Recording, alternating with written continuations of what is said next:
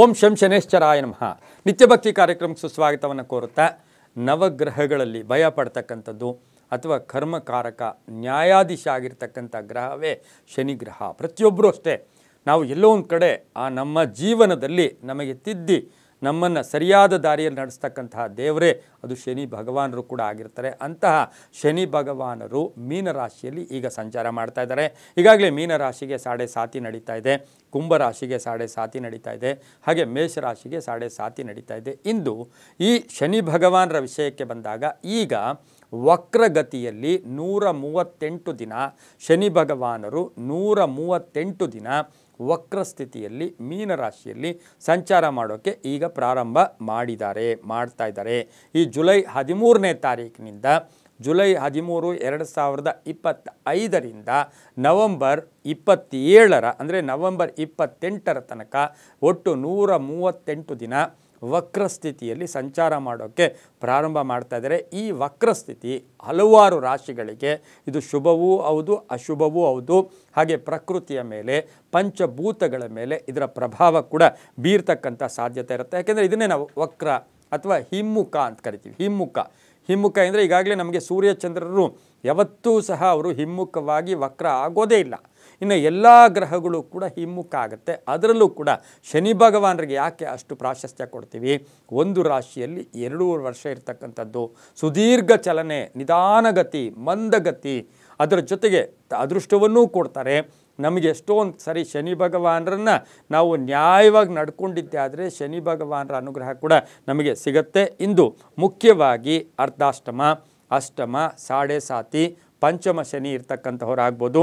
ಅದರ ಜೊತೆಗೆ ಈ ಒಂದು ರಾಶಿಗಳು 12 ರಾಶಿಗಳಲ್ಲೂ ಕೂಡ ಇದರ ಪ್ರಭಾವ ಬಹಳಷ್ಟಿರುತ್ತೆ. ಈಗ ಪ್ರಪ್ರಥಮವಾಗಿ ಮೇಷರಾಶಿಯವರಿಗೆ 12ನೇ ಮನೆಯಲ್ಲಿ ವಕ್ರಗತಿ ಹಿಮ್ಮುಖವಾಗಿ ಹೋಗೋದ್ರಿಂದ ಸಾಕಷ್ಟು ಕಷ್ಟಗಳು, ನಷ್ಟಗಳು, ಕೆಲಸ ಕಾರ್ಯಗಳಲ್ಲಿ ಸ್ವಲ್ಪ ನಿಧಾನ ಆಗ್ತಕ್ಕಂಥದ್ದು.